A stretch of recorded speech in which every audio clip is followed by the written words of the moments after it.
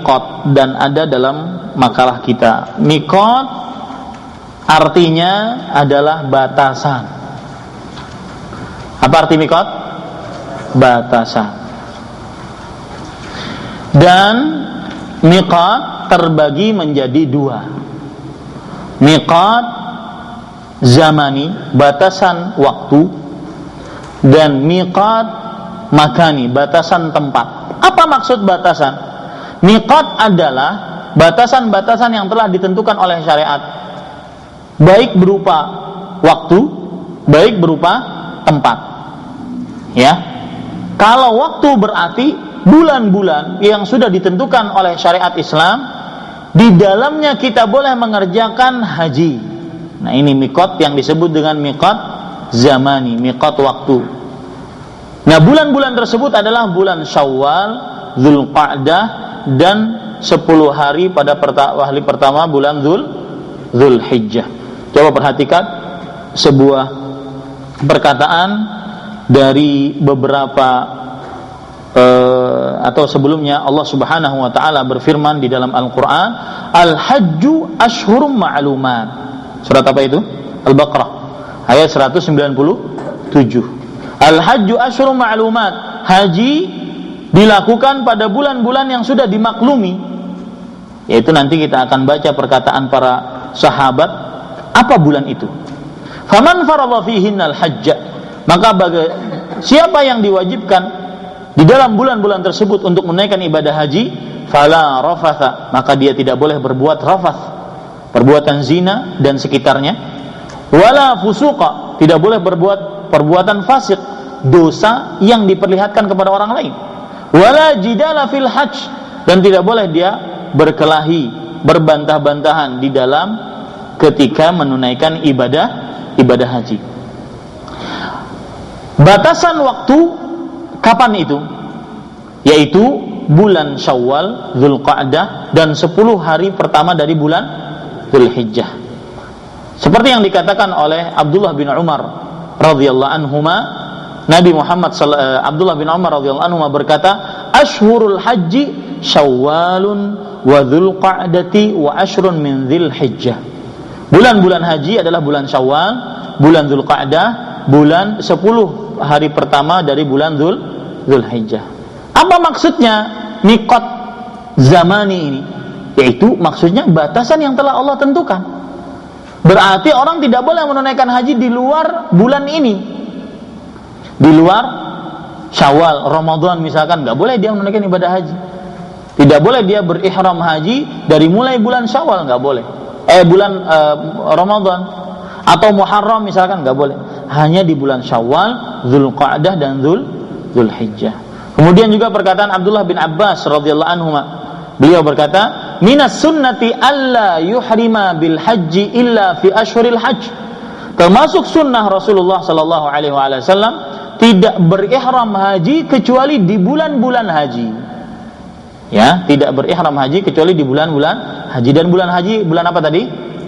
Syawal, kemudian Dzulqa'dah, kemudian 10 hari pertama di bulan Dzulhijjah. Kita ini sekarang bulan apa tah? Bulan Dzulqa'dah. Ya. Setelah bulan Dzulqa'dah bulan apa? Dzulhijjah. Ya. Kemudian miqat yang jenis kedua, miqat makani. Artinya batasan-batasan yang telah ditentukan oleh syariat untuk memulai ihram bagi yang ingin menunaikan haji ataupun umrah.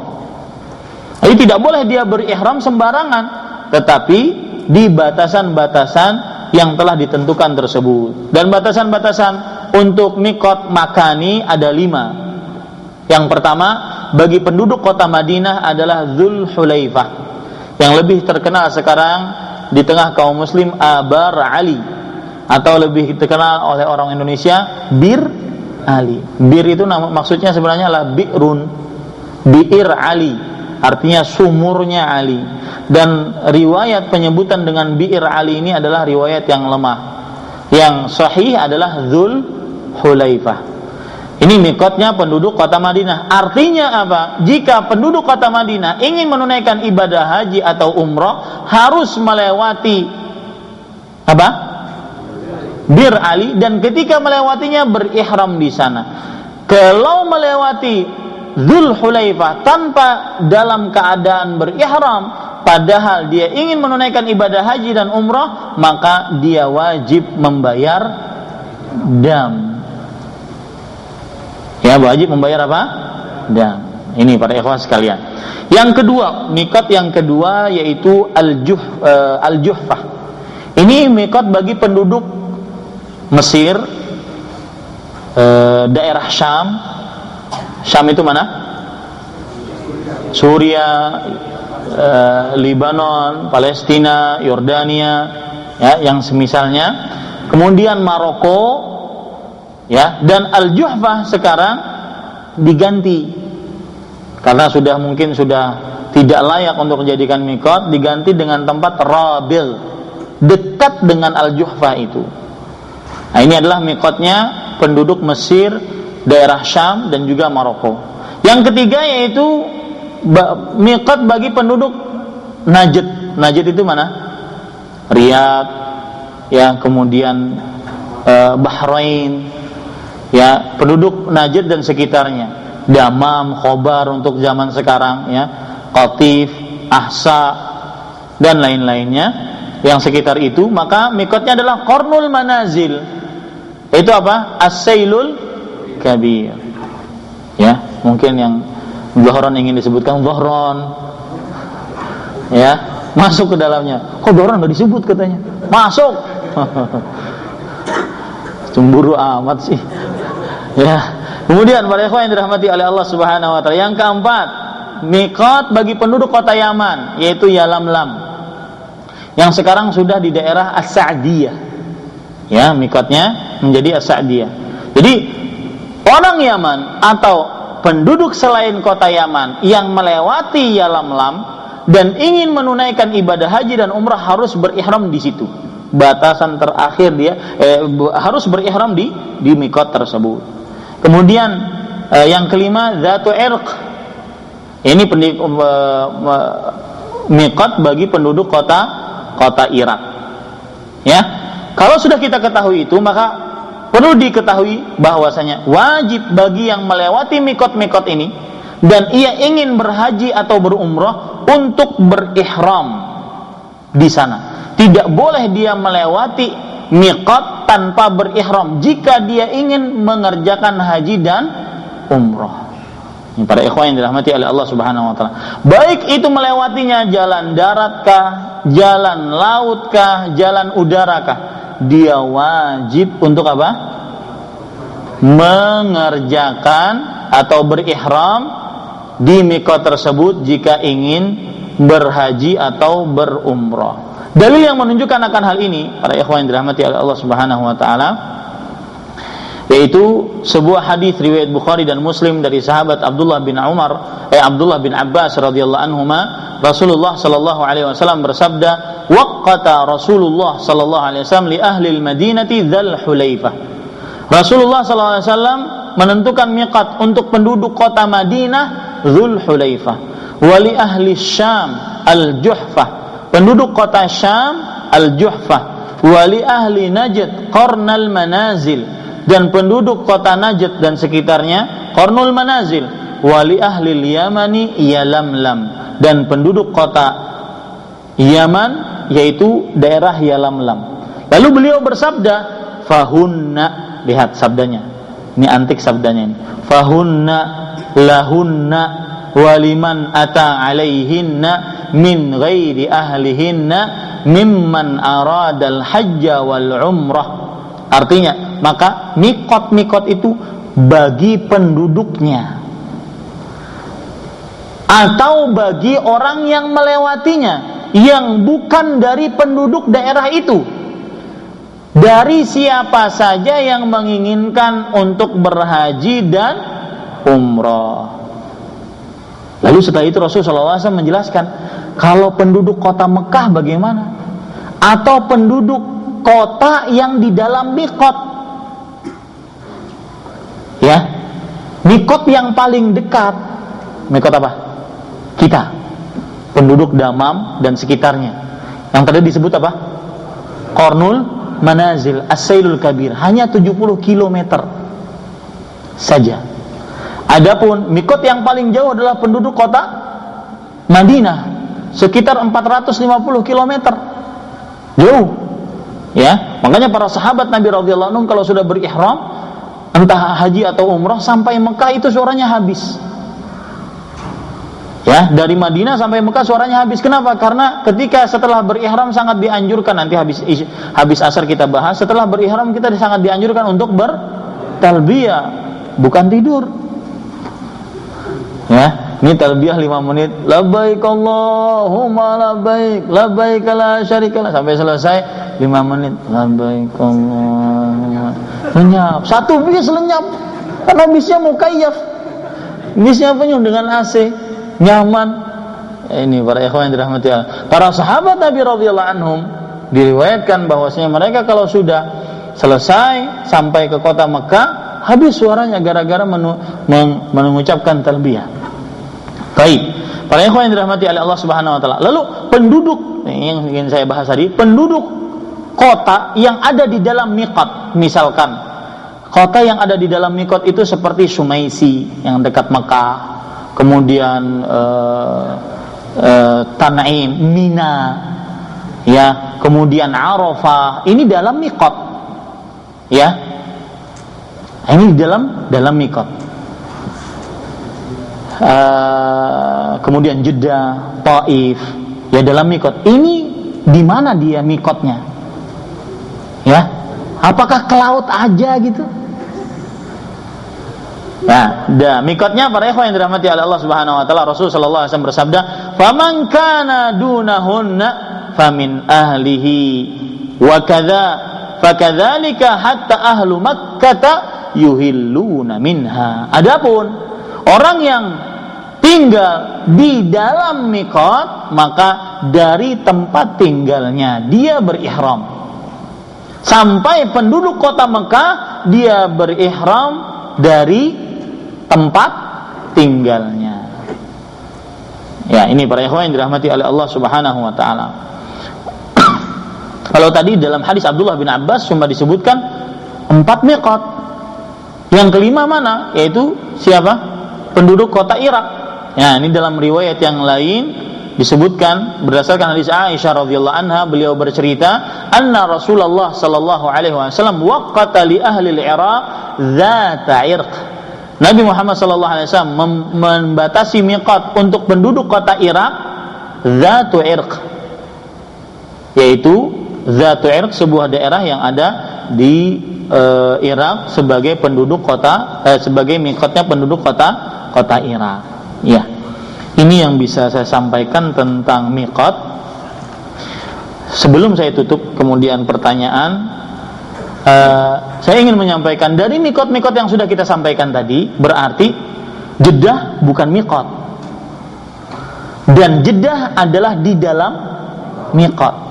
Kalau ada jamaah haji Indonesia yang berangkat dari Indonesia naik pesawat, dia akan melewati, kalau seandainya tujuannya Jeddah, dia akan melewati Yalamlam, miqatnya orang Yaman. Ya, berarti pula dia harus berihram di atas pesawat atau di dalam pesawat. Di atas pesawat jatuh nanti. Ya, di dalam apa? Pesawat. Masanya ngantuk semua ini. Ya, di dalam apa?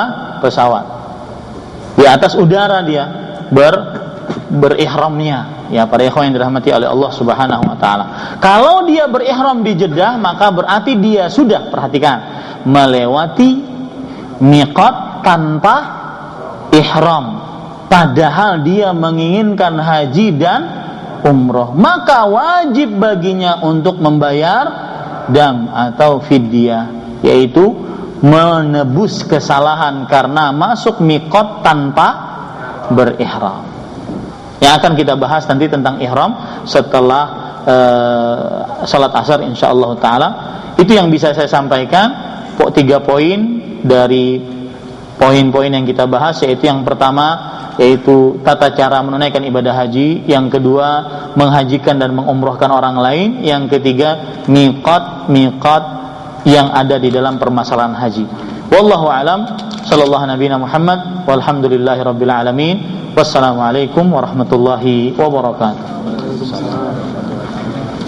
Silakan pakai mic Pak. Ya. Tadi saya mau menanya, kalau di Indonesia saya bertemu dengan saudara-saudara Indonesia, dia mikotnya bukan dari pesawat, kebetulan dia mengejar yang Arba'in yang di Medina. Ya. Nah, terus kemudian dia mikotnya pun di Medina pula, Tad. Ya. Itu bagaimana tanggapannya, Tad? Ya, ini bagus. Ada jemaah haji Indonesia, khusus kita negara Indonesia, itu dua rute atau dua jalan perjalanan. Yang pertama biasanya kloter pertama-tama 1, 2, 3, 4, 5 dan sebelum 10, mereka tujuannya Madinah dulu, untuk tinggal di Madinah dan berziarah di sana, ya, berziarah ke Masjid Nabawi dan sekitarnya. Tetapi ini ada permasalahan. Meskipun tujuan mereka Madinah, mereka tidak langsung ke Madinah. Kemana? Jeddah. Baru setelah itu entah naik bus atau naik pesawat. Kebanyakan naik bus karena pesawat terlalu penuh. Nah, ini bagaimana, Ustaz? Maka nanti dia berihram dari mikot mana? Apakah dari atas pesawat atau dari mikotnya penduduk kota Madinah? Maka jawabannya, dia berihram adalah dari mikotnya penduduk kota Madinah. Adapun dia melewati mikot ke Jeddah dulu, dia kan melewati mikot tuh ke Jeddah, kemudian naik bus diantar kemana? Ke Madinah, tinggal selama 8 hari, ya, atau 3 hari atau 5 hari sesuai dengan kesepakatan. Maka kalau dia ingin pergi ke Mekah, dia mengambil ihramnya dari mana? Dari mikot mana? Penduduk kota Madinah, yaitu Dzulhulaifah atau yang dikenal dengan Abyar Ali atau Bi'ir Ali. Paham ya? Ini wallahu alam. Nah, ini Ustaz. Ya. Tata cara haji tadi kan ada 3, tamattu, qiron dan ifrad. Untuk yang ifrad ini kan tidak memakai kurban hadiyu. Hadiyu, ya. Bagaimana kalau mengerjakan haji ifrad tapi kepengin berkurban, itu boleh enggak, Ustaz? Mengerjakan ifrad tapi pengen kurban. Tapi ingin berkurban. Ya. Para ikhwan yang dirahmati oleh Allah Subhanahu wa taala, semestinya seorang muslim ketika beribadah dia mengambil yang paling utama. Jika dia mampu, toh buktinya dia mampu, maka kerjakanlah haji tamattu dengan menyembelih hadiyu. Itu saran saya. Ya. Tapi kalau Ustaz dia ingin ifrad dan ingin kurban, maka saya nggak bisa maksa. Masa orang dipaksa? Ya. Silahkan dia ifrad dan berkurban, tidak mengapa. Tetapi lebih baik dia bertamattu. Toh lebih utama. Bahkan Rasulullah SAW merasa iri dengan para sahabatnya ketika mereka bisa berhaji dengan tamattu, dan beliau gara-gara membawa hadiyu. Dan hadis tentang hadiyu dan tamattu serta qiran ini merupakan dalil yang sangat utama bahwasanya Rasulullah SAW saja tidak mengetahui akan hal gaib, apalagi orang-orang setelah beliau. Jangan sok tahu tentang hal gaib. Wallahu a'lam. Nah, ada 2 pertanyaan, Pak. Ini yang pertama, saya mau bertanya, kenapa diwajibkan menyembelih hadiyu bagi haji tamattu? Di mana letak pelanggarannya? Yang kedua, di sini ada poin nasihat bagi orang yang akan menghajikan. Ada poin ketiga, jangan mengambil keuntungan. Nah, bagi orang yang menghajikan tersebut berdoa untuk dirinya sendiri gitu, Pak. Gimana tuh? Ya, keuntungan yang dimaksud, saya jawab dulu pertanyaan pertama. Pertanyaan pertama, haji tamattu kok harus nyembelih hadiyu ya? Padahal yang dikenal dalam permasalahan haji, menyembelih hewan itu karena sebuah pelanggaran atau kesalahan yang dia lakukan. Maka kita katakan, makanya namanya bukan dam atau fidyah, Pak. Namanya adalah hadiyu. Yang benar itu adalah apa? Hadiyu. Kenapa dia menyembelih? Karena bersyukur. Dari sisi mana bersyukurnya? 1, dia bisa, untuk tamattu ya, saya berbicara tentang tamattu, dia bisa mengerjakan 2 ibadah berat dalam waktu yang berdekatan sekaligus. Apa ibadah berat tersebut? Dua-duanya umrah, kemudian lakukan haji. Ini. Lalu qiran, kenapa? Qiran juga seperti itu, hadyu dalam bentuk kesyukuran. Kenapa? Karena dia sudah mengerjakan mengerjakan 2 ibadah dalam satu niat. Ya, mengerjakan 2 niat dalam satu ibadah. Makanya dia bersyukur. Tidak semua orang seperti itu. Nah, itu dia. Allah. Jadi hadyu yang disembelih karena haji tamattu atau haji qiran bukan karena kesalahan, tetapi karena kesyukuran. Ya, wallahu a'lam. Kemudian pertanyaan yang kedua yaitu tentang menghajikan orang lain, tidak boleh mengambil keuntungan. Para ikhwan yang dirahmati oleh Allah Subhanahu wa taala, yang dimaksudkan mengambil keuntungan di sini adalah yaitu mengambil keuntungan duniawi. Seperti harta ataupun materi pemberian hadiah. Nah, ini tidak diperbolehkan. Ya, adapun dia menginginkan untuk menunaikan ibadah haji karena ingin berhaji, melihat masyair, tempat-tempat suci, berdoa di sana baik untuk dirinya atau untuk orang yang dia hajikan atasnya, maka itu termasuk sesuatu niat yang mulia. Demikian. Mudah-mudahan bisa disambung pertanyaan nanti setelah salat asar, dan setelah salat asar langsung ya 3:30 kita akan mulai. Wallahu a'lam, sallallahu nabiyana Muhammad walhamdulillahirabbil alamin. Wassalamualaikum warahmatullahi wabarakatuh.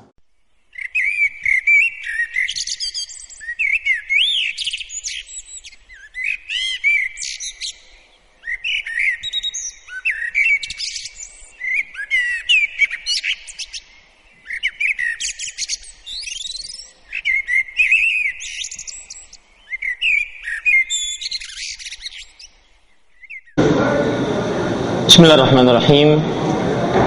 Assalamualaikum warahmatullahi wabarakatuh. Innal hamdalillah nahmaduhu wa nasta'inuhu wa nastaghfiruh wa na'udzu billahi min shururi anfusina wa sayyiati a'malina. Man yahdihillahu fala mudilla lahu wa man yudlil fala hadiya lahu. Wa ashhadu an la ilaha illallah wahdahu la syarika lahu wa ashhadu anna Muhammadan abduhu wa rasuluh. Ya ayyuhalladzina amanu taqullaha haqqa tuqatih wa la tamutunna illa wa antum muslimun. Ya ayyuhan nasu taqu rabbakumul ladzi khalaqakum min nafsin wahidah wa khalaqa minha zawjaha wa batha minhuma rijalan katsiran wa nisaa'a wattaqullaha alladzi tasaaluna bihi wal arham innallaha kana 'alaikum raqiba. Ya ayyuhalladzina amanu taqullaha wa qulu qawlan sadida yuslih lakum a'malakum wa yaghfir lakum dhunubakum wa man yuti'illaha wa rasulahu faqad faza fawzan 'azima. Amma ba'du.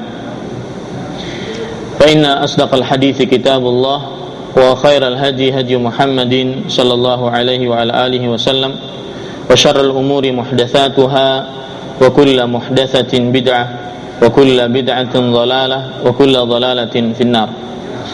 Alhamdulillah, kita bersyukur pada Allah Subhanahu wa taala pada hari ini, hari Jumat siang tanggal 26 Dzulqa'dah 1433 Hijriah, kita kembali duduk bersama melanjutkan kajian Islam intensif atau ad-daurah syar'iyyah fi manasikil hajj, tentang manasik haji dan umrah.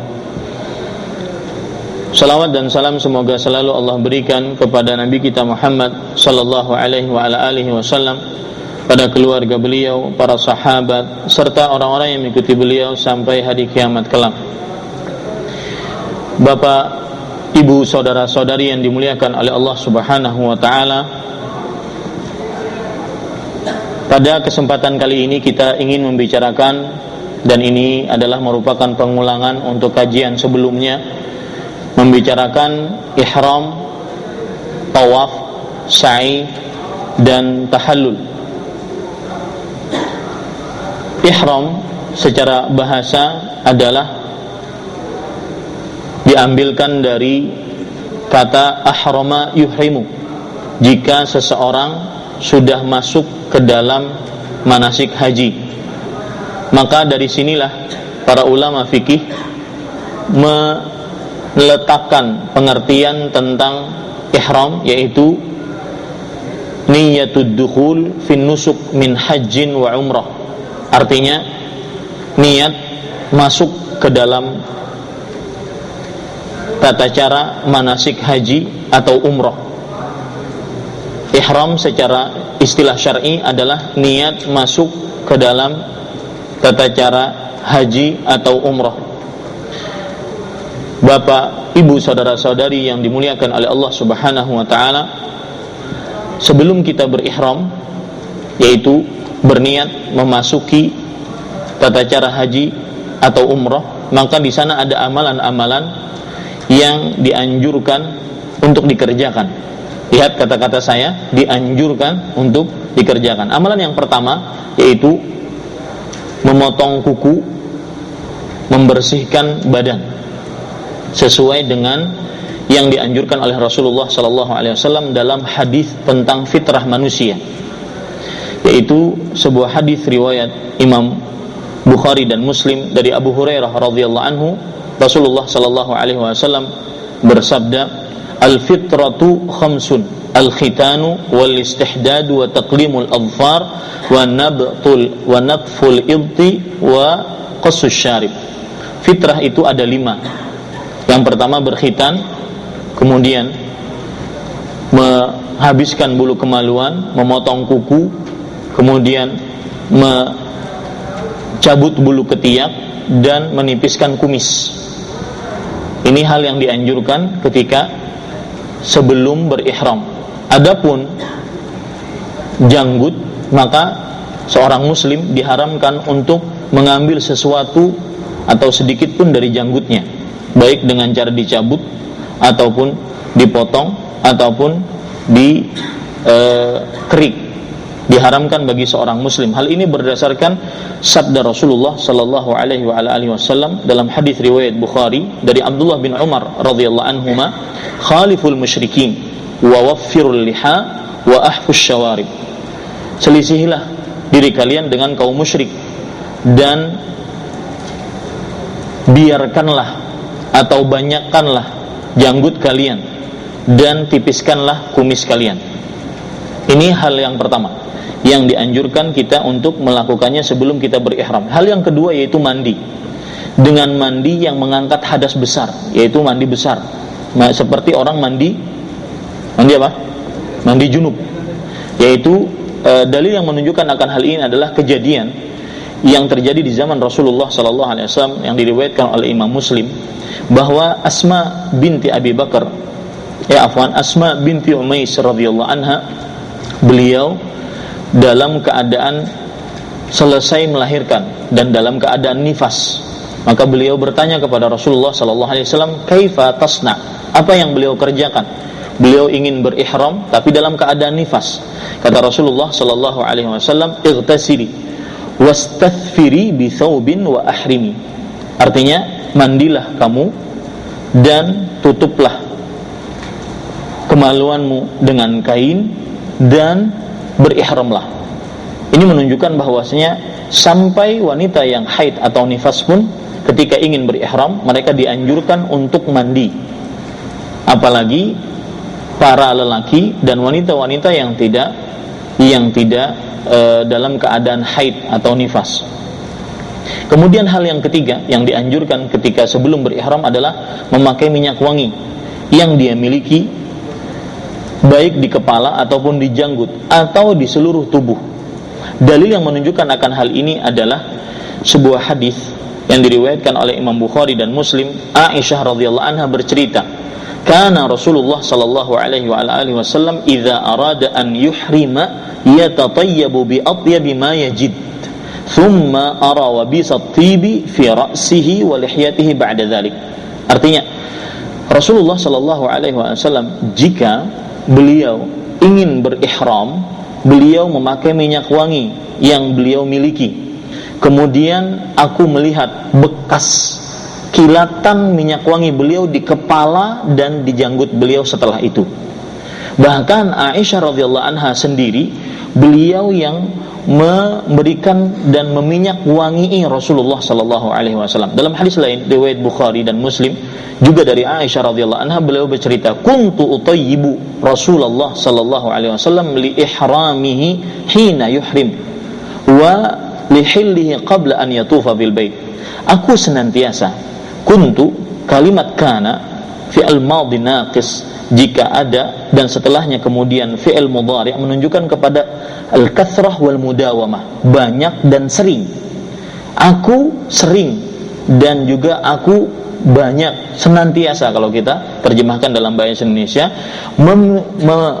memberikan minyak wangi kepada Rasulullah sallallahu alaihi wasallam ketika beliau berihram, sebelum beliau berihram, dan ketika beliau dalam keadaan halal sebelum beliau tawaf ifadah. Hadis riwayat Bukhari dan Muslim. Itu hal yang ketiga yang dianjurkan sebelum kita berihram.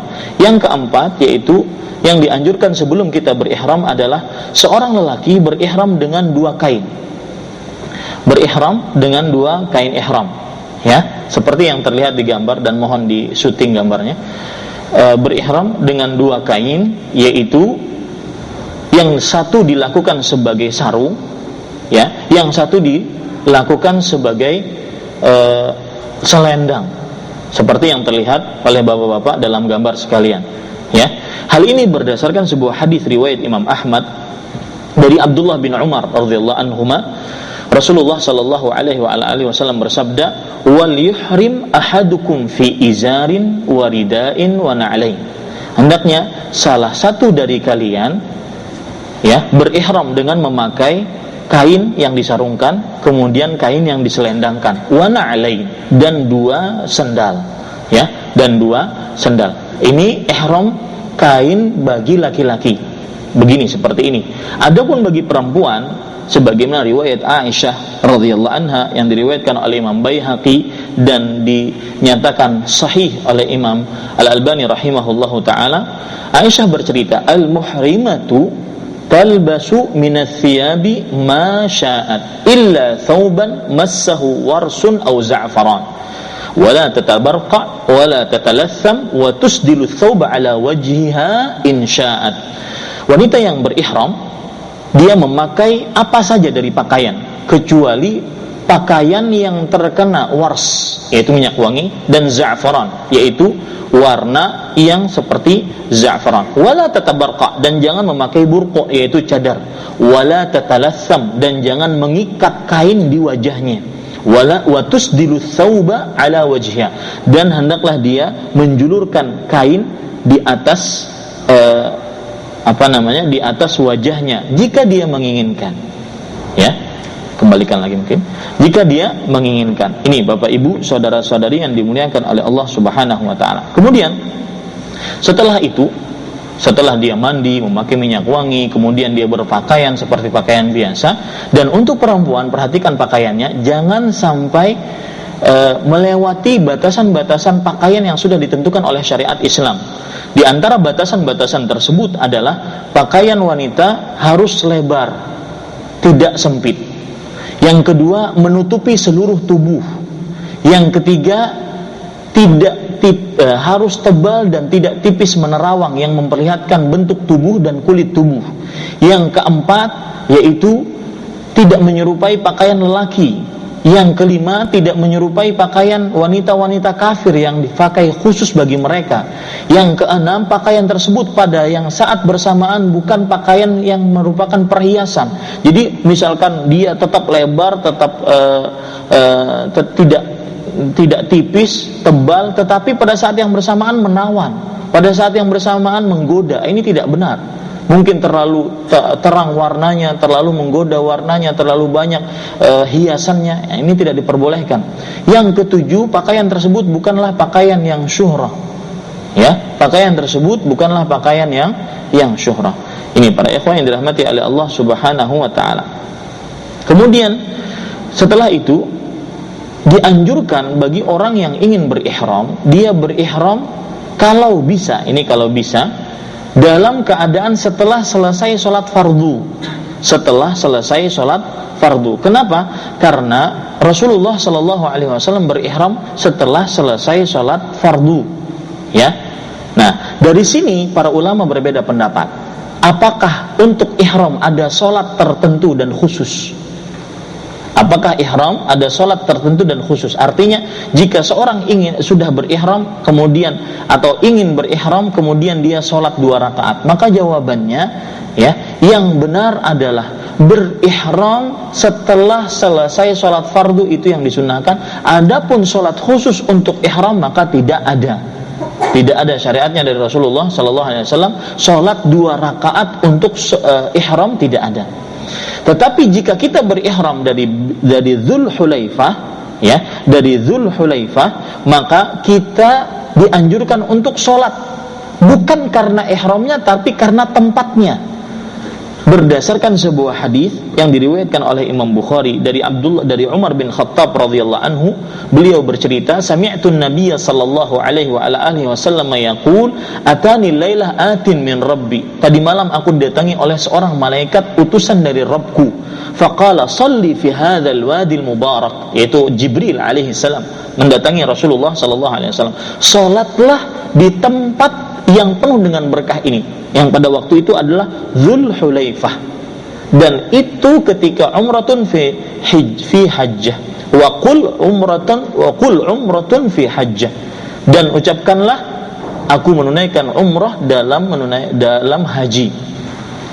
Ini menunjukkan bahwasanya khusus untuk Dzulhulaifah disolati 2 rakaat, bukan karena ihramnya tetapi karena apa? Tempatnya. Mudah-mudahan bisa dipahami. Kemudian setelah itu baru baru naik ke ke kendaraan. Kalau seandainya orang misalkan melewati jalan darat, dia baru naik ke kendaraan, entah itu bus kah, mobil kah, ya, atau onta kah, ya, atau ketika dia di atas pesawat kah, baru setelah itu dia menghadap kiblat. Kemudian setelah itu dia berihram, ya. Berihram tadi apa maksudnya? Berniat masuk ke dalam manasik haji atau umrah, ya.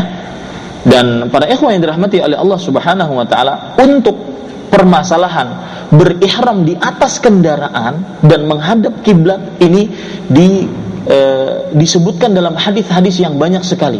Bahkan Syekhul Islam Ibnu Taimiyah rahimahullahu taala mengatakan, fa hadhihi nususun sahihatun annahu sallallahu alaihi wasallam innama ahalla hina stawat bihi rahilatu wastawat alaiha.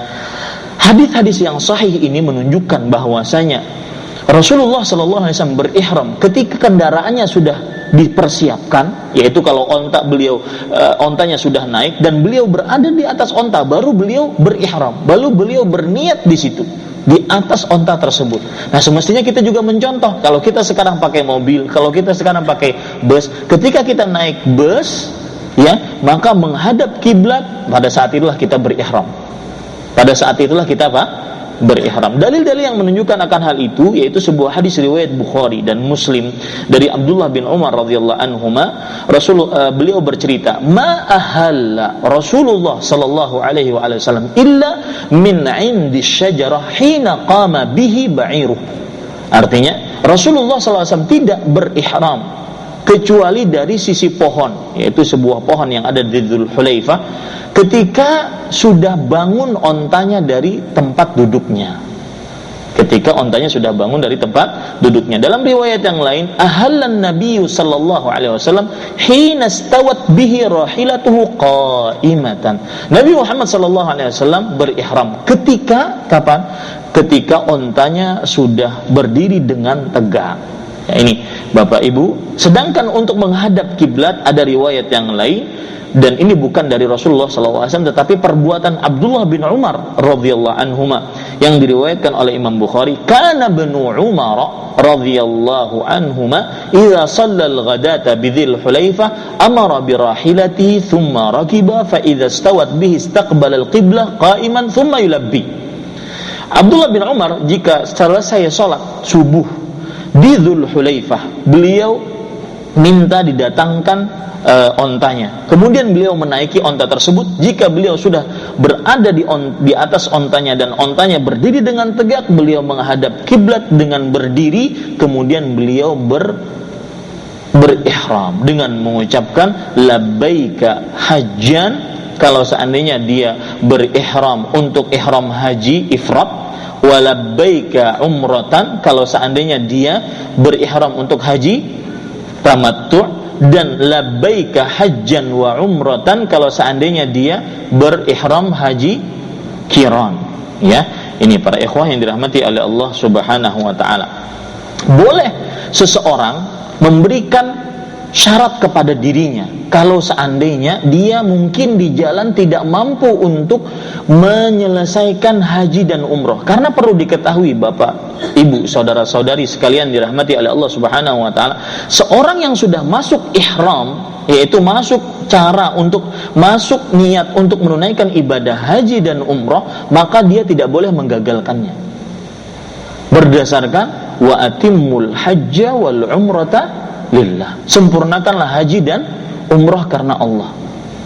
Kalau dia sudah berihram kemudian dia keluar dari ihramnya, maka dia harus bayar sanksi fidyah dalam bahasa Arabnya dan bahasa hadisnya. Kalau akan tetapi jika dia memberikan syarat pada dirinya, maka dia lepas dari sanksi tersebut kalau seandainya dia tidak bisa melanjutkan penyempurnaan ibadah haji dan umrahnya. Ya, ini fungsinya syarat, dan syaratnya mengucapkan Allahumma in habasani habisun famahilli haitsu habastani. Jika ada sesuatu yang menghalangiku, maka tempat halalku adalah di mana aku terhalang. Artinya aku bisa keluar dari keadaan ihram ketika aku terhalang, di mana di situ aku keluar dari keadaan ihram. Ingat, kata-kata ihram jangan hanya diletakkan pada hal ini. Ya, pada kain ihram, enggak. Ihram itu sebuah keadaan, bukan sebuah kain. Paham ya Pak ya? Sebuah keadaan, yaitu seorang berarti dalam keadaan ihram dia sudah melaksanakan ibadah haji dan umroh. Yang mana keadaan orang yang berihram ada hal-hal yang merupakan larangan baginya untuk dilanggar. Nanti yang akan kita jelaskan insyaallah taala. Baik, Bapak, Ibu, saudara-saudari yang dimuliakan oleh Allah Subhanahu wa taala, dalil yang menunjukkan akan bahwasanya boleh memberikan syarat tadi, hadis riwayat Muslim dari Abdullah bin Abbas radhiyallahu anhuma, bahwa Duba'ah binti Zubair radhiyallahu anha pernah mendatangi Rasulullah sallallahu alaihi wasallam. Lihat, Duba'ah ini seorang wanita yang sudah tua. Ini dia berkata kepada Rasulullah sallallahu alaihi wasallam, "Inni imra'atun thaqilah." Wahai Rasulullah, aku wanita yang sudah tua. Wa inni uridul hajja fama ta'muruni. Tapi aku ingin berhaji. Lalu apa yang engkau perintahkan kepadaku? Kata Rasulullah sallallahu alaihi wasallam, "Ahilli bil hajj." Kerjakan haji dengan ifrad. Washtariti, dan berikanlah syarat pada dirimu dengan mengucapkan anna mahilli haitsu habastani, bahwasanya tempatku untuk bertahallul adalah di mana aku terhalang. Jadi kalau orang sudah tua, mungkin dia memberikan syarat pada dirinya, karena kalau sudah tua tidak mampu lagi dia. Aduhlah, sampai sini aja dah. Tawaf aja enggak kuat. Tawaf satu putaran, udahlah sampai sini aja. Akhirnya dia keluar dari ihramnya, ya, tidak jadi melaksanakan ibadah haji dan umrah. Maka pada saat itu kalau seandainya dia bertahallul, memberikan syarat tadi, maka sudah dia keluar dari ihramnya, memakai baju biasa, kemudian dia diperbolehkan mengerjakan hal-hal yang dilarang dan tidak ada apa-apa baginya, tidak bayar sanksi dia. Nah, ini utamanya memberikan syarat pada dirinya ketika dia berihram. Kemudian para ikhwah yang dirahmati oleh Allah Subhanahu wa taala, ada permasalahan, yaitu ketika seseorang membawa anak kecil. Tentunya anak kecil ini dia tidak diwajibkan, tetapi sah hajinya. Ya, karena syarat bulughh kita katakan adalah syarat sah, syarat wajib. Tidak wajib bagi orang yang belum baligh untuk menunaikan ibadah haji. Tapi jika dia menunaikan, sah apa tidak hajinya? Sah. tetapi belum jatuh padanya hajatul Islam, haji Islam, haji yang wajib, yang artinya apabila dia baligh diwajibkan untuk menunaikan ibadah haji. Nah, apabila saya bawa anak saya yang belum baligh, bagaimana dia berihram? Lihat keadaan anak itu. Kalau dia mumayyiz, yaitu bisa membedakan mana yang benar, mana yang salah, maka kita bimbing dia berihram. Dan kita juga dianjurkan untuk memerintahkan kepada dia mengerjakan hal-hal yang dianjurkan sebelum berihram, seperti tadi mandi, membersihkan tubuhnya, ya. Kemudian juga melakukan hal-hal yang dilakukan sebelum berihram yang seperti kita lakukan.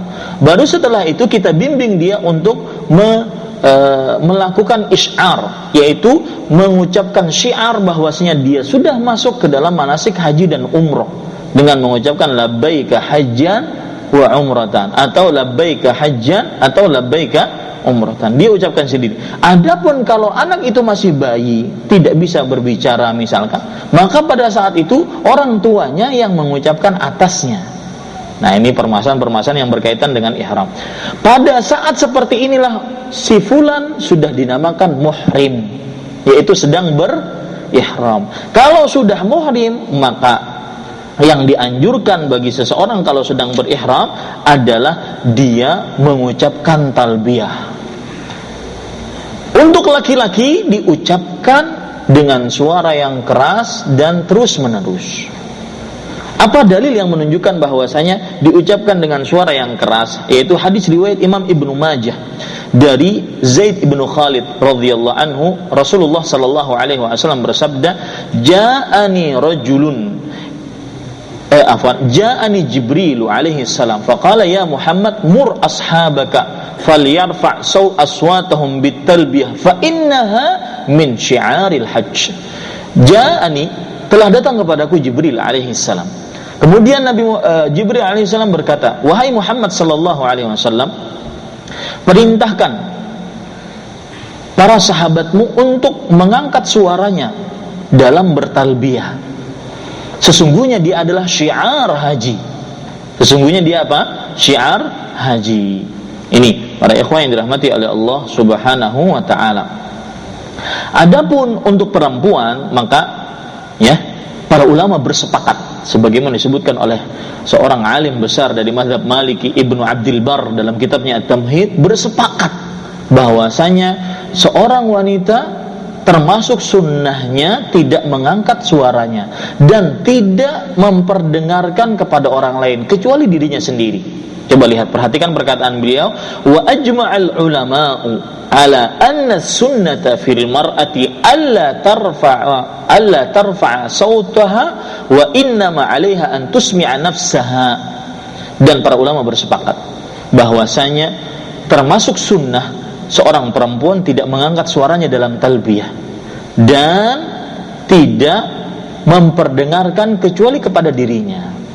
Talbiyah mempunyai keistimewaan yang sangat luar biasa. Yang pertama, orang yang bertarbiyah, dan ini tidak didapatkan kecuali orang-orang yang menunaikan ibadah haji. Berbanggalah Anda yang pada tahun ini ada niatan untuk menunaikan ibadah haji, mudah-mudahan dimudahkan oleh Allah Subhanahu wa taala. Ya.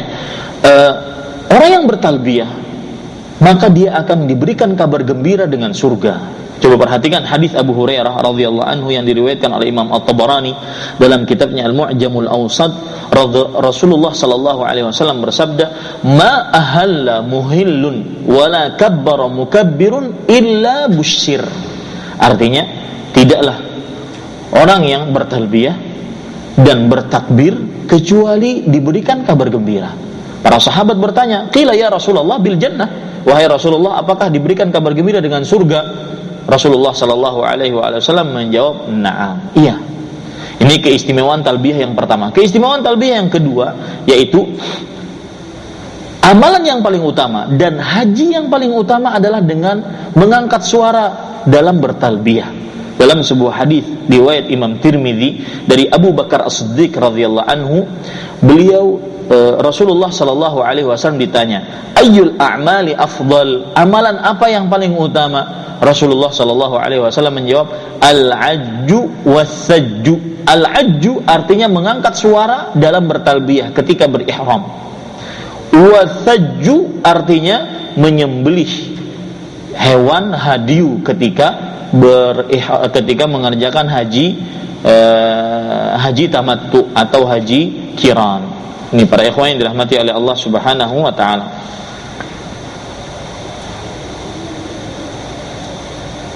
Ya. Kemudian Bapak, Ibu, saudara-saudari yang dimuliakan oleh Allah Subhanahu wa taala, sekarang kalau sudah orang berihram, maka di sana ada larangan-larangan ihram. Ya. Kalau sudah orang berihram, ada di sana larangan ihram. Larangan yang pertama, maksud larangan ini adalah orang yang dalam keadaan ihram. Ingat, ihram bukan apa? Bukan hanya kain ihramnya, tetapi keadaan. Ya. Kalau orang dalam keadaan berihram, maka dia dilarang untuk mengerjakan hal-hal berikut. Ada 10 atau 11. Perhatikan yang pertama, yaitu mencukur rambutnya atau menggundur rambutnya dan seluruh rambut yang lain, baik itu bulu ketiak, bulu kemaluan, kumis, apalagi janggut, dilarang. Ya, hal ini berdasarkan firman Allah Subhanahu wa taala dalam surah Al-Baqarah ayat 196. Wala tahliqu ru'usakum hatta yablughal hadyu mahillah. Janganlah kalian mencukur rambut kepala kalian sampai hewan hadyu sampai ke tempatnya. Yaitu kapan itu? Tanggal 10 Dzulhijjah. Ini para ikhwan yang dirahmati oleh Allah Subhanahu wa taala. Kemudian juga dalil yang lain yang menunjukkan akan hal ini, surat Al-Hajj ayat 29. Tsumma liyaqdu tafathahum. Artinya, kemudian kerjakanlah tafathahum, yaitu dari tafathahum para ulama tafsir mengatakan melempar jamarat, kemudian mencukur rambut, ya, kemudian meletakkan ihram. Ini kalau sudah tanggal 10 Dzulhijjah, menunjukkan ketika berihram tidak diperbolehkan mengerjakan hal itu. Larangan yang kedua yaitu memotong kuku, dan baik itu kuku kedua tangan atau kuku kedua kaki dilarang. Ya, dengan dalil yaitu mengkiaskan dengan apa? Dengan rambut. Dikiaskan dengan rambut. Dan juga dengan dalil surat Al-Hajj ayat 29 tadi. Larangan yang ketiga yaitu menutup kepala bagi laki-laki. Ya, menutup kepala bagi laki-laki. Hal ini berdasarkan sebuah hadis riwayat Bukhari dan Muslim. Rasulullah sallallahu alaihi wasallam ketika ditanya, "Ya Rasulullah, ma ta'muruna an nalbasa minats thiyabi fil ihram?" Wahai Rasulullah sallallahu alaihi wasallam, apa yang engkau perintahkan bagi kami untuk memakai pakaian di dalam keadaan berihram? Rasulullah sallallahu alaihi wasallam menjawab, la talbas. Salah satu yang beliau jawab adalah walal baranis walal amaim. Tidak boleh seorang muhrim memakai pakaian amaim, yaitu penutup kepala, surban, ya, atau yang semisalnya, peci kah, topi kah, pet kah, ya, atau burnus. Burnus adalah pakaian thawb, pakaian gamis seperti ini, tetapi ada penutup kepalanya, seperti orang-orang yang dipakai, seperti pakaian orang-orang Maroko. Ini para ikhwan yang dirahmati oleh Allah Subhanahu wa taala. Tetapi bukan berarti untuk menutup kepala yang tidak melekat dan menempel dengan kepala dilarang, tidak. Diperbolehkan untuk menutupi kepala atau menutupi tubuh kita dari panasnya terik matahari, diperbolehkan. Ya, hal ini berdasarkan sebuah hadis bahwasanya Bilal dan Usamah merupakan teman Rasulullah sallallahu alaihi wasallam ketika menunaikan ibadah haji. Nah, Usamah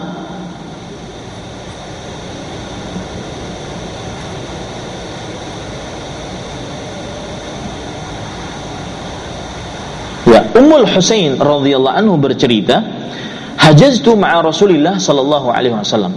Ummul Husain, seorang perempuan radhiyallahu anha, bercerita, aku pernah berhaji bersama Rasulullah sallallahu alaihi wasallam pada haji wada.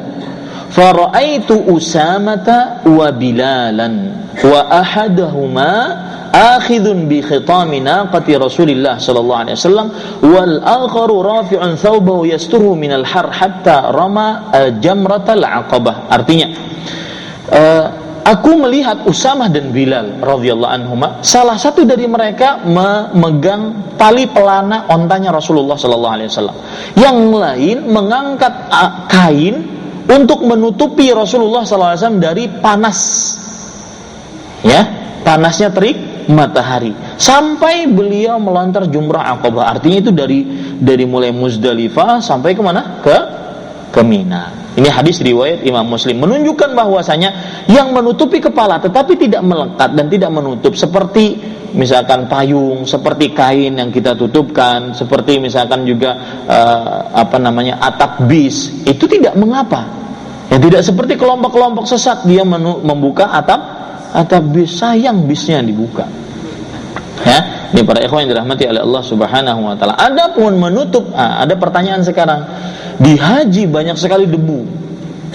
Bolehkah kita pakai masker untuk menutup wajah kita?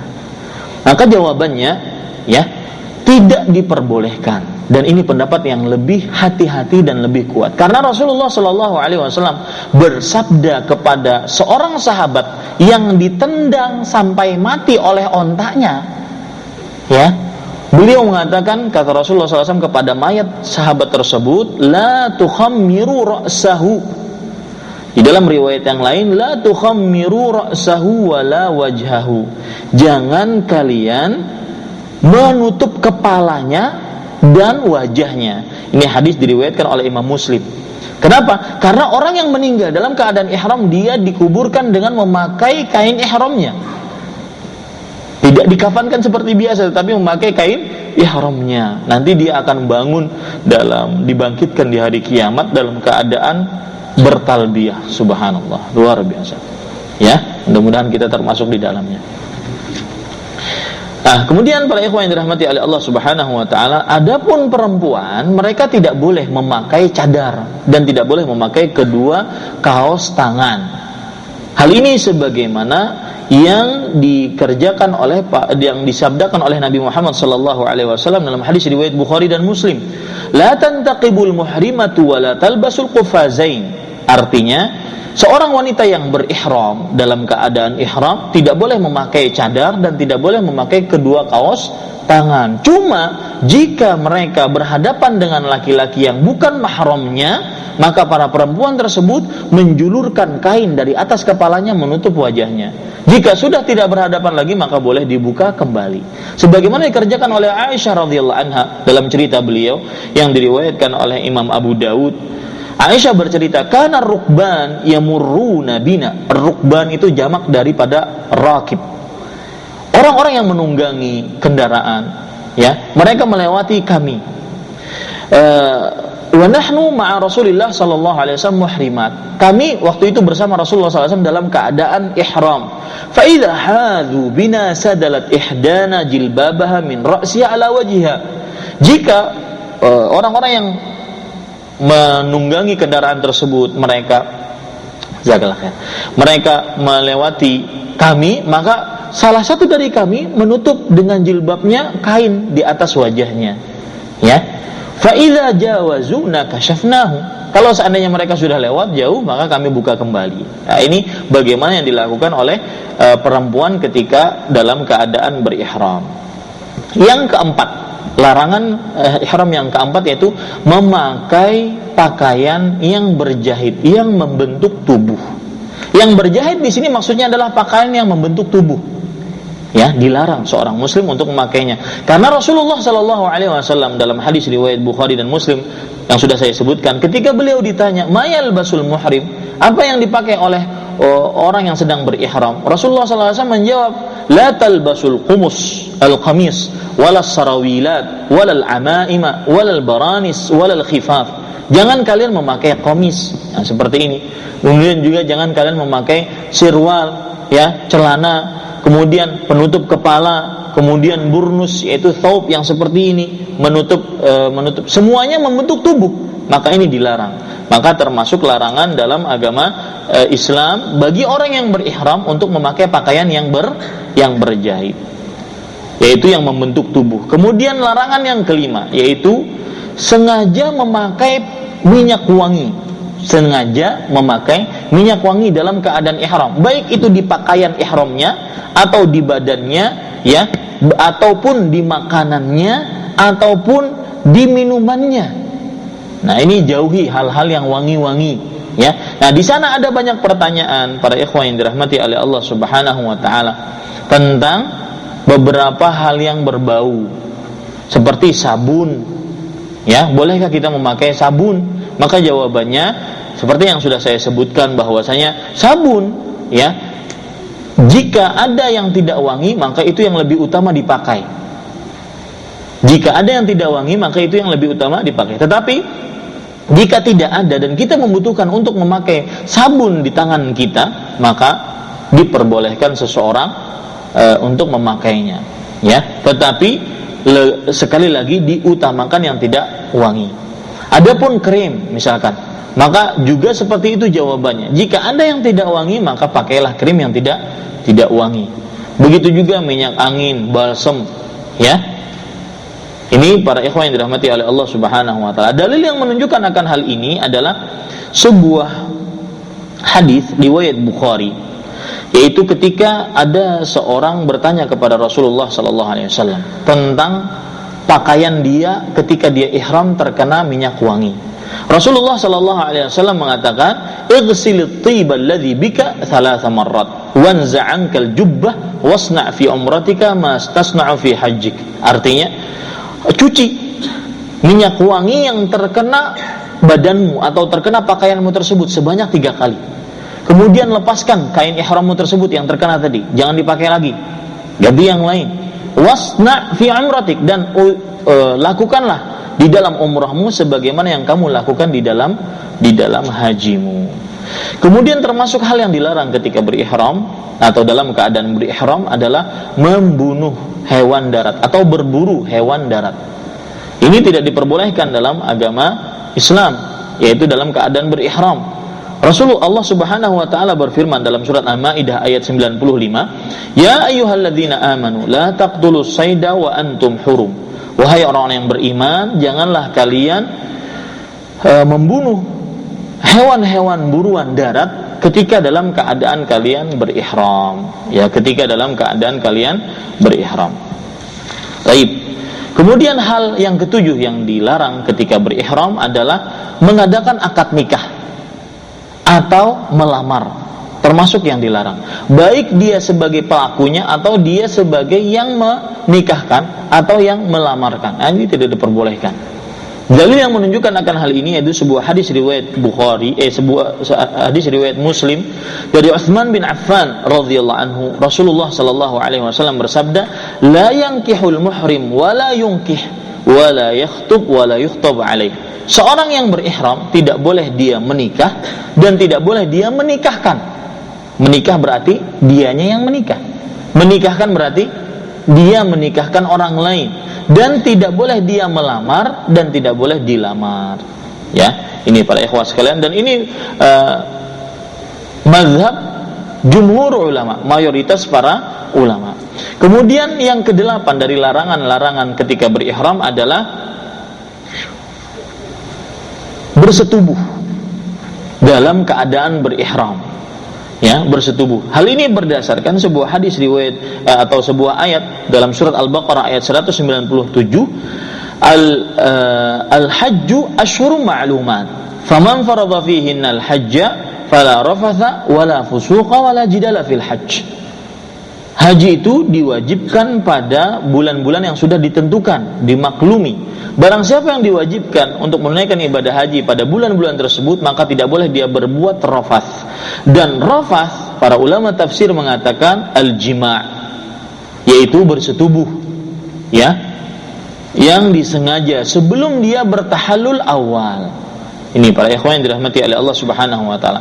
Larangan yang ke-9 yang dilarang ketika berihram adalah bercumbu, baik dengan mohon maaf mencium, memeluk, meremas. Ya, tidak diperbolehkan bercumbu dengan lawan jenis. Ini dilarang ketika berihram, dan ini termasuk dalam kata-kata fala rafatha. Janganlah dia berbuat rafath. Ini para ikhwan yang dirahmati oleh Allah Subhanahu wa taala, yaitu hal-hal yang dilarang ketika berihram. Ya, hal-hal yang dilarang ketika berihram. Kalau kita perhatikan ya, dalam perihal hal-hal yang dilarang ketika berihram, kalau kita berbicara tentang sanksi kalau dilanggar bagaimana? Para orang-orang yang berihram tetapi dia melanggar ihramnya, melanggar larangan-larangan ihramnya, bagaimana? Maka jawabannya ada pembagian. Jika orang yang sedang berihram melakukan hal-hal yang dilarang tadi tanpa ada uzur dan tanpa ada keperluan, maka dia berdosa. Ini yang pertama. Jika orang yang sedang berihram melakukan hal-hal yang dilarang dalam keadaan berihram tanpa ada uzur dan tanpa ada keperluan, maka dia berdosa dan wajib membayar sanksi atau fidyah. Ini hal yang pertama. Yang kedua, jika dia melakukan hal-hal yang dilarang ketika dia berihram, tetapi dia ada keperluan di sana. Seperti misalkan orang yang butuh memakai pakaian yang berjahit, atau dia membutuhkan kakinya karena sakit, dia memakai gif yang akhirnya dia seperti menutup kedua mata kakinya dan seperti memakai kain pakaian yang berjahit atau membentuk tubuhnya. Maka ini ada keperluan di sana. Maka kita katakan dia telah melanggar larangan ihram tapi tidak berdosa dan tetap wajib membayar sanksi. Yang ketiga adalah kalau orang melanggar larangan ihram karena tidak tahu, karena lupa, atau karena tidak sengaja. Seperti tidak sengaja kalau lagi tidur dia menutup kepalanya. Bukankah menutup kepala larangan ihram atau tidak? Larangan ihram. Tetapi tidak sengaja ketiduran karena dingin mungkin di Muzdalifah, ketiduran dia, ditutup kepalanya. Maka kita katakan tidak ada apa-apa atas orang ini. Ya, karena lupa, tidak tahu dan tidak sengaja, maka tidak ada apa-apa atasnya. Artinya tidak ada sanksi apapun. Karena Allah Subhanahu wa taala berfirman, "Rabbana la tu'akhidna in nasina aw akhtana." Wahai Rabb kami, janganlah kami dianggap berdosa jika kami lupa atau kami keliru tidak tahu.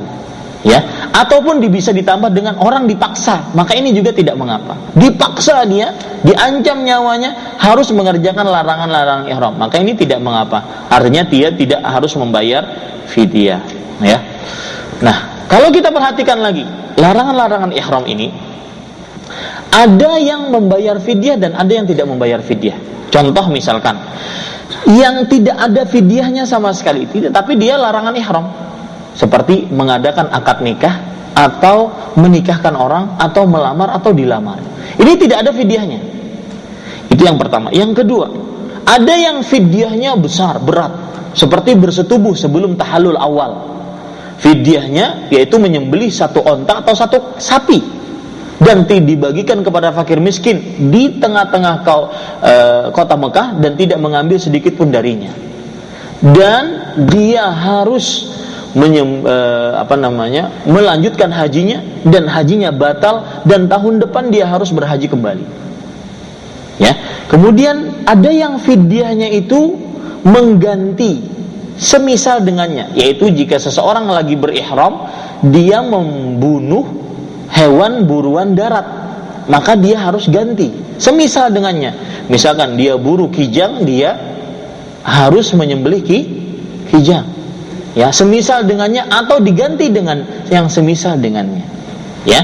Kemudian yang keempat yaitu fidyahnya dengan cara mengerjakan yang disebut dengan sanksi hukuman. Nah, hukuman ini para ikhwan yang dirahmati oleh Allah Subhanahu wa taala ada 3 hal. Ya, yang pertama dia berpuasa selama berapa hari? 3 hari. Yang kedua memberi makan kepada 6 fakir miskin. Atau yang ketiga yaitu apa? Menyembelih kambing. Silahkan pilih salah satu dari ini. Ya. Ini yang kalau kita berbicara tentang larangan-larangan ihram dari sisi fidyahnya. Jadi larangan ihram ada yang tidak ada fidyahnya, tidak ada sanksinya. Kalau dia mengadakan akad nikah, ya, tapi akad nikahnya perlu diketahui batal.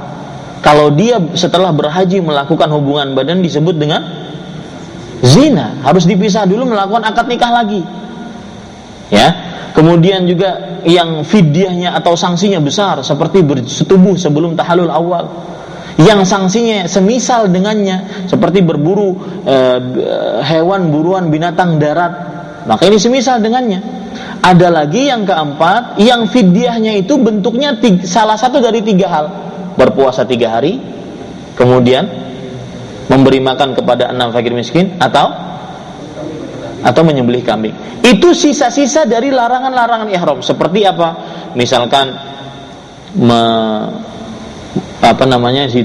memakai pakaian berjahit, menutup kepala bagi laki-laki, kemudian memakai cadar dan kaos tangan bagi perempuan, memakai minyak wangi, yang mengambil rambut, ya, memotong kuku. Ini semua, ya, 6 hal itu semuanya adalah fidyatul adza, kena sanksi adza namanya.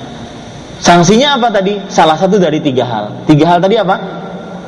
Puasa 3 hari, atau memberi makan kepada 6 fakir miskin, atau menyembelih kambing. Ya, ini para ikhwan yang dirahmati oleh Allah Subhanahu wa taala. Taib. Kemudian setelah itu, Bapak, Ibu, saudara-saudari yang dimuliakan oleh Allah Subhanahu wa taala, kita membicarakan tentang kalau sudah berihram, kita sekarang membicarakan tentang tawaf. Ya, tawaf. Ini pembicaraan yang selanjutnya adalah tawaf. Ya. Tawaf adalah pengertiannya mengelilingi Ka'bah. Dimulai dari Hajar Aswad dan berhenti di Hajar Aswad sebanyak 7 putaran. Itu arti atau pengertian apa? Tawaf. Dan yang harus kita ketahui sebelum kita bertawaf adalah syarat-syarat sahnya tawaf. Syarat yang pertama yaitu harus suci dari hadas kecil atau hadas besar. Ya, harus suci dari hadas kecil atau hadas besar. Hal ini berdasarkan sebuah hadis riwayat Imam Ibnu Khuzaimah dari Abdullah bin Abbas radhiyallahu anhuma, Rasulullah sallallahu alaihi wasallam bersabda, "At-tawafu haulal baiti mithlus shalah." Tawaf mengelilingi Ka'bah itu seperti sholat. Illa annakum tatakallamuna fi, kecuali kalian boleh berbicara ketika tawaf. Faman takallama fihi fala yatakallam illa bi khair. Maka siapa yang berbicara ketika tawaf, janganlah dia berbicara kecuali dalam pembicaraan yang baik. Nah, ini syarat yang pertama. Ya, para ikhwan yang dirahmati oleh Allah Subhanahu wa taala. Syarat yang kedua yaitu suci dari najis, baik badannya ataupun pakaiannya. Dan dalilnya sama sebagaimana yang sudah kita sebutkan tadi, karena salat itu tawaf itu seperti salat. Salat kita diwajibkan suci dari najis, ya. Dan juga dalil yang lain, surat Al-Hajj ayat 26, Allah Subhanahu wa taala berfirman, "Wa tahhir baitiya lit-taifin wal qa'imin war ruk'is sujud." Dan sucikanlah rumahku untuk orang-orang yang tawaf, orang-orang yang sholat, ruku dan sujud. Kemudian syarat yang ketiga yaitu menutup aurat ketika tawaf. Ya, kenapa? Karena Rasulullah SAW pernah mengutus para sahabatnya ketika musim haji, sebelum haji beliau, untuk mengumandangkan sebuah pengumuman di tengah-tengah kota Mekah, yaitu alla yahujja ba'dal 'ami musyrik wa la yatufu bil baiti uryan. Artinya tidak boleh seseorang setelah tahun ini untuk tawaf, satu orang musyrik pun tidak boleh, atau untuk tawaf di Baitullah seorang yang bertelanjang. Hadis riwayat Bukhari dan Muslim. Syarat yang keempat yaitu tawaf sebanyak 7 putaran secara sempurna. Ya, tawaf sebanyak 7 putaran secara sempurna. Dan ini mencontoh Rasulullah sallallahu alaihi wasallam. Allah berfirman dalam surat Al-Hajj ayat 29.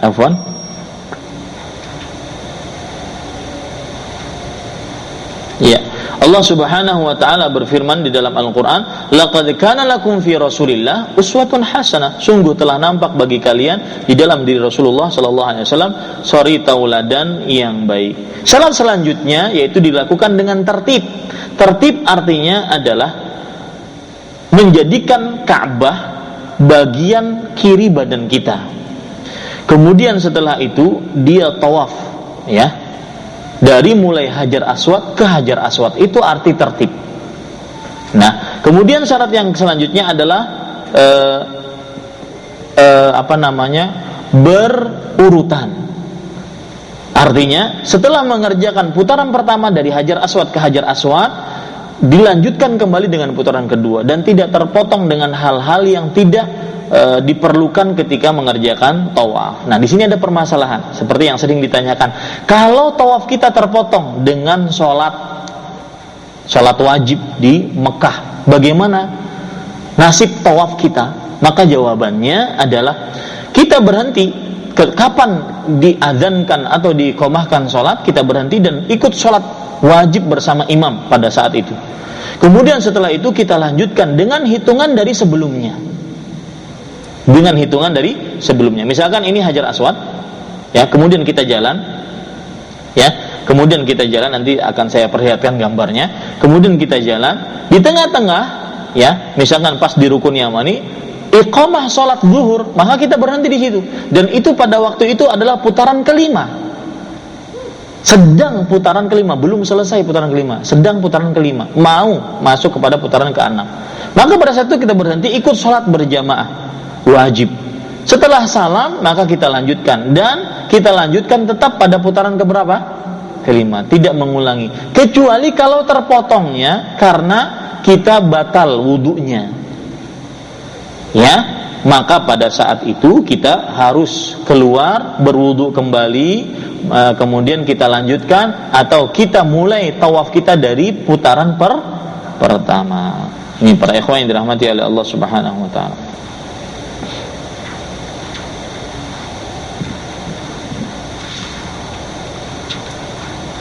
Syarat yang selanjutnya yaitu niat, ya, niat.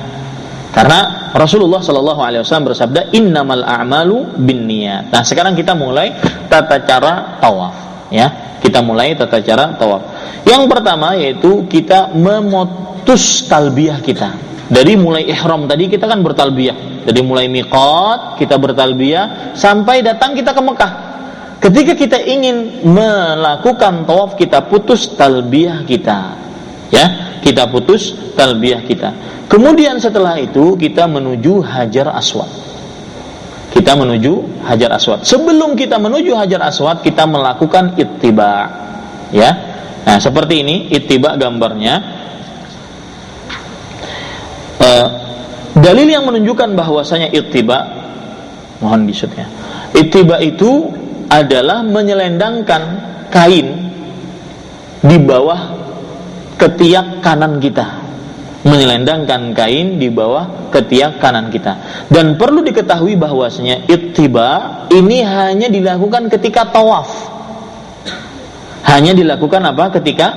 ketika tawaf, ya, baik itu tawaf umroh atau tawaf kudum, ya, tawaf umroh atau tawaf kudum. Baik, para ikhwan yang dirahmati oleh Allah Subhanahu wa taala. Kemudian dalil yang menunjukkan akan hal ini adalah sebuah hadis riwayat Tirmidzi, tawafan Nabiyyu sallallahu alaihi wasallam muttabi'an wa alaihi burdun. Nabi Muhammad sallallahu alaihi wasallam tawaf dalam keadaan ittiba seperti yang ada di dalam gambar, ya, dan beliau memakai burdun, yaitu selendang. Ini di dalam hadis yang lain, hadis riwayat Imam Abu Dawud dan riwayat Imam Ahmad, lamma qadima Makkah tafa bil baiti wa huwa muttabi'un bi burdin lahu hadrami. Artinya ketika beliau datang ke kota Makkah, beliau tawaf dalam keadaan berittiba, ya, dengan memakai kain yang datang dari negeri Hadramaut. Ya, ini para ikhwah sekalian. Setelah itu kita menuju Hajar Aswad. Ya. Nah, ada beberapa proses ketika kita berhadapan dengan Hajar Aswad. Silahkan pilih salah satu darinya. Kesunahan yang pertama yaitu dengan cara mengusap dengan tangan dan menciumnya. Ini yang paling sempurna dalam berinteraksi dengan Hajar Aswad. Mengusap dengan tangan kita, tangan kanan, dan menciumnya dan mengucapkan Allahu Akbar.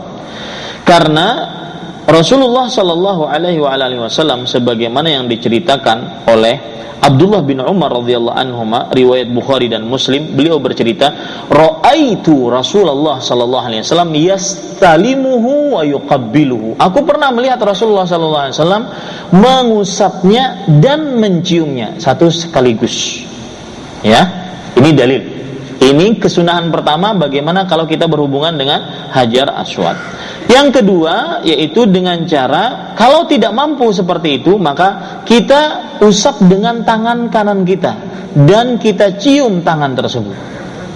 Kita usap dengan tangan kita dan kita cium tangan kanan tersebut. Sebagaimana hadis riwayat Bukhari bahwa Nafi' rahimahullahu taala seorang tabi'i bercerita, Ra'aitu bna Umar yastalimul hajara biyadihi thumma qabbala yadahu. Aku pernah melihat Abdullah bin Umar radhiyallahu anhuma, beliau mengusap dengan tangan kanannya Hajar Aswad dan beliau cium tangan tersebut. Kemudian beliau berkata, "Ma taraktu mundu ra'aitu Rasulullah sallallahu alaihi wasallam yaf'aluhu." Aku tidak pernah meninggalkan hal ini, yaitu dengan mengusap kemudian aku cium tangan, semenjak aku melihat Rasulullah sallallahu alaihi wasallam mengerjakannya. Yang ketiga yaitu kalau tidak bisa maka dengan sesuatu yang kita kenakan ke Hajar Aswad lalu sesuatu tersebut kita cium, seperti dengan tongkat, lalu tongkatnya kita cium. Sebagaimana dikerjakan oleh Rasulullah sallallahu alaihi wasallam dalam hadis yang diriwayatkan oleh Imam Muslim, Abu Tufail radhiyallahu anhu bercerita, "Ra'aitu Rasulullah sallallahu alaihi wasallam yatufu bil bait wa yastalimu rukna bimihjanin ma'ahu wa yuqabbilul mihjan." Aku pernah melihat Rasulullah sallallahu alaihi wasallam tawaf di Ka'bah dan beliau mengusapkan tongkat beliau ke Hajar Aswad dan beliau cium tongkat tersebut. Hal yang keempat, kalau tidak mampu demikian maka berikan isyarat. Ya, memberikan isyarat. Apa dalilnya? Memberikan isyarat tersebut yaitu sebuah hadis riwayat Bukhari dan Muslim. Abdullah bin Abbas radhiyallahu anhuma bercerita, "Tafan Nabi sallallahu alaihi wasallam ala ba'irin, kullama ata 'ala ar-rukni asyara ilaih." Beliau Nabi Muhammad sallallahu alaihi wasallam tawaf dengan mengendarai onta. Setiap kali lewat Hajar Aswad beliau memberikan isyarat, ya, dengan tangan kanan dan cukup sekali saja. Dan setiap kali dari setiap salah satu dari empat yang kita ucapkan, yang kita sebutkan tadi, kalau kita milih salah satunya kita dianjurkan mengucapkan Allahu Akbar atau Bismillahi Allahu Akbar, ya, Bismillahi Allahu Akbar. Seperti yang sering saya katakan, yang dikerjakan oleh Rasulullah SAW hanya ucapan Allahu Akbar, dan Bismillahi Allahu Akbar itu dikerjakan oleh Abdullah bin Umar radhiyallahu anhuma, sebagaimana yang disebutkan dalam hadis riwayat Imam Baihaqi.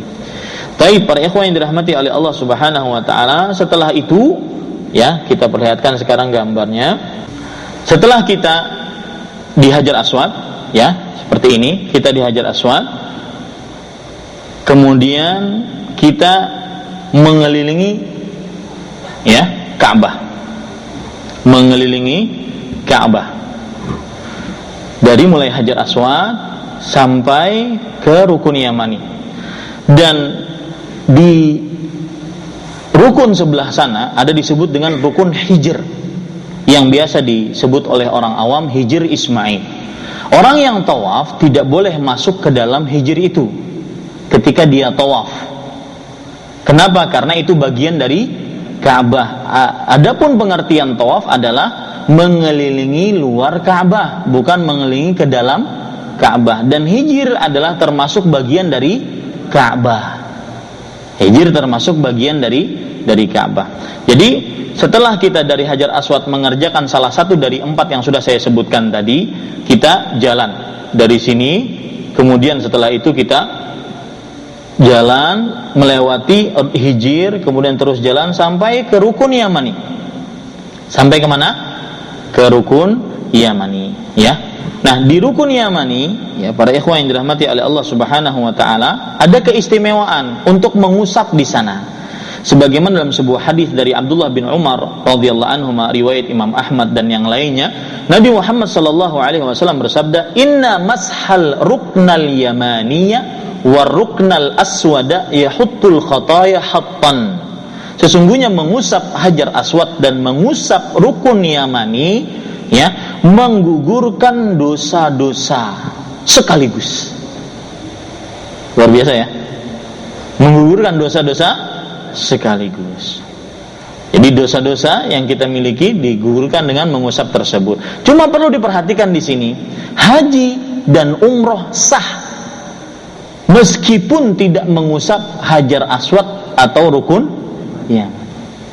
Ya, tidak ada kaitan antara kesahan haji atau tidak sahnya haji dalam perkara mengusap Rukun Yamani atau Hajar Aswad. Ini para ikhwan yang dirahmati oleh Allah Subhanahu wa taala. Dan perlu diperhatikan, nanti habis asar kita membicarakan tentang kesalahan-kesalahan. Salah satunya kesalahan ketika tawaf. Ya, tidak ada yang diusap, dipegang dari Ka'bah kecuali Hajar Aswad dan Rukun Yamani. Nah, dari mulai Rukun Yamani sampai ke Hajar Aswad kita membaca Rabbana atina fid dunya hasanah wa fil akhirati hasanah wa qina adzabannar. Hal ini berdasarkan sebuah hadis dari Abdullah bin Umar radhiyallahu anhuma yang diriwayatkan oleh Abdullah ibn Sa'id radhiyallahu anhu yang diriwayatkan oleh Imam Abu Daud.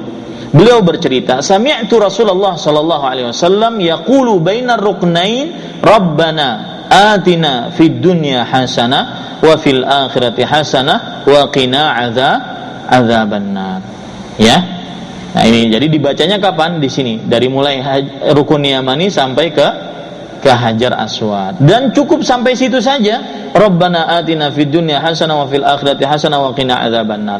Nah, itu disebut dengan satu putaran. Ketika sampai ke Hajar Aswad lagi, ya, berarti kita sudah menyempurnakan satu putaran. Ya, ketika sampai Hajar Aswad lagi berarti kita mengerjakan salah satu dari 4 tadi. Apa, Pak? Yang pertama salah satunya mengusap dan mencium, atau mengusap dengan tangan kemudian tangannya dicium, atau mengusap dengan tongkat kemudian tongkatnya dicium, atau memberikan isyarat. Setiap kali kita melewati Hajar Aswad dan setiap kali melewati Hajar Aswad pula kita mengucapkan Allahu Akbar atau Bismillahi Allahu Akbar. Itulah putaran ketika tawaf. Nah, berarti pula kita kalau seandainya melakukan putaran ketika tawaf, ya, setiap kali kita melewati Hajar Aswad, berarti kita akan melewati Hajar Aswad 7 kali atau 8 kali? 8 kali, karena hitungan dari mulai pertama sampai terakhir nanti dihitung juga, karena di akhir tawaf kita juga akan melewati Hajar Aswad. Berarti 8 kali kita mengucapkan Allahu Akbar dan 8 kali kita berinteraksi dengan Hajar Aswad, tetapi 7 putaran. Paham, ya? Para ikhwah sekalian dirahmati oleh Allah Subhanahu wa taala. Baik.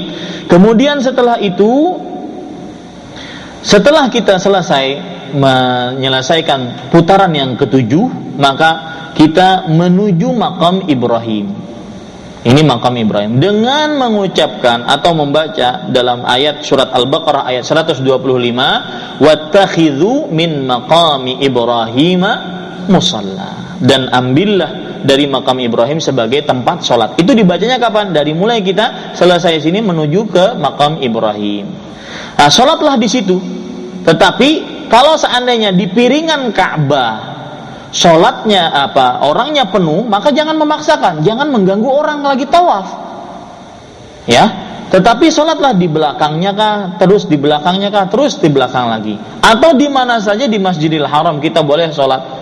Ya, sholat 2 rakaat. Rakaat yang pertama membaca surat Al-Fatihah, kemudian membaca surat Al-Ikhlas, Qul huwallahu ahad sampai selesai. Rakaat yang kedua membaca surat Al-Fatihah, kemudian membaca Qul ya ayyuhal kafirun, yaitu surat Al-Kafirun sampai selesai. Ini para ikhwah yang dirahmati oleh Allah Subhanahu wa taala. Kemudian para ikhwah yang dirahmati oleh Allah Subhanahu wa taala, perlu diingat untuk tawaf umroh dan tawaf kudum dianjurkan melakukan rommel. Dianjurkan melakukan apa? Rommel. Rommel adalah berlari-lari dengan mendekatkan langkah kaki. Berlari-lari dengan mendekatkan langkah kaki. Ini ditunjukkan di dalam hadis yang diriwayatkan oleh Imam Ahmad dari Jabir radhiyallahu anhu. Beliau bercerita, "Anna Nabiy sallallahu alaihi wasallam ramala thalathata atwafin minal hajari ilal hajar." Nabi Muhammad sallallahu alaihi wasallam beliau melakukan romal 3 tawaf pertama. 3 apa 4? 3 tawaf pertama, dan itu hanya di tawaf apa? Ingat. Tawaf umrah dan tawaf kudum. Nanti kalau kita hajian ada namanya tawaf ifadah. Perlu enggak romal? Tidak. Di dalam hajian sebelum kita meninggalkan kota Mekah ada namanya tawaf wada. Perlu enggak romal? Tidak. Hanya pada tawaf umroh kalau kita haji tamattu atau kita lagi umroh, ya, atau tawaf kudum kalau kita haji qiran atau haji ifrad. Paham ya para ikhwah sekalian? Nah, ini namanya romal. Itu dilakukan hanya tiga putaran pertama saja. Baik. Ya, sekarang kita membicarakan tentang sa'i. Ya, kita bicarakan tentang sa'i. Ya. Nah, sa'i sekarang. Perhatikan baik-baik. Sa'i itu pengertiannya adalah perjalanan dari Safa ke Marwah. Ya. Sebanyak 7 putaran dimulai dari Safa dan berhenti di Marwah. Safa itu sebenarnya apa sih? Safa itu adalah kaki gunung Jabal kaki gunung Abu Qubais. Ya, kaki gunung Abu Qubais atau kaki Jabal Abu Qubais. Itu Safa. Ya, yang di situ Nabi Ibrahim alaihissalam, gunungnya besar. Nabi Ibrahim alaihissalam di gunung Abu Qubais itulah beliau mengumandangkan wa adzin fin nasi bil hajj ya'tuka rijalan wa ala kulli dhamirin ya'tina min kulli fajjin amiq. Nah, kemudian adapun Marwah itu adalah kaki gunung Qai'an. Kaki gunung Qai'an.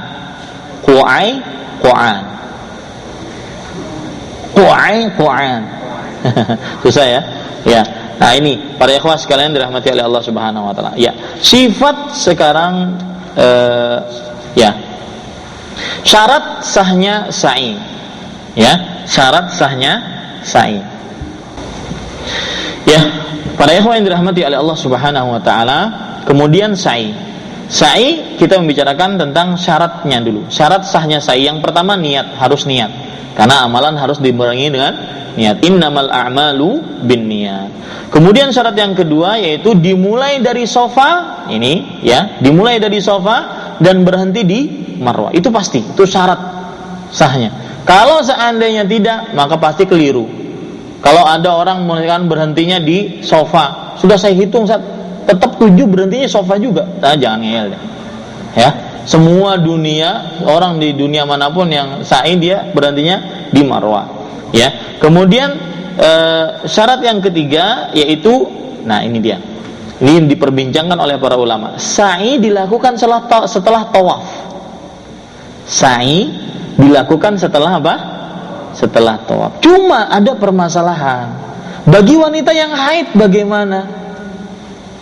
Bukankah Rasulullah sallallahu alaihi wasallam bersabda, "If'ali ma yaf'alul hajj, ghaira annaki alla tatufi bil bait." Kerjakan apa yang dikerjakan oleh jamaah haji, kecuali tawaf tidak boleh.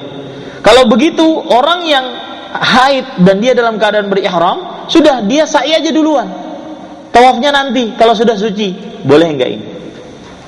Allahu a'lam, pendapat yang lebih kuat Bapak, Ibu, saudara-saudari yang dimuliakan oleh Allah Subhanahu wa taala, bahwasanya lebih baik kerjakan sesuai dengan yang disunahkan oleh Rasulullah, yaitu jangan kita mulai sa'i kecuali setelah tawaf. Syarat yang keempat yaitu sa'i itu 7 putaran dengan hitungan dari Safa, lihat gambarnya, Safa ke Marwah ya 1 putaran, Marwah ke Safa 2 putaran atau 1 putaran ya, artinya menjadi putaran yang kedua ya. Syarat yang kelima yaitu ketika kita melakukan sa'i harus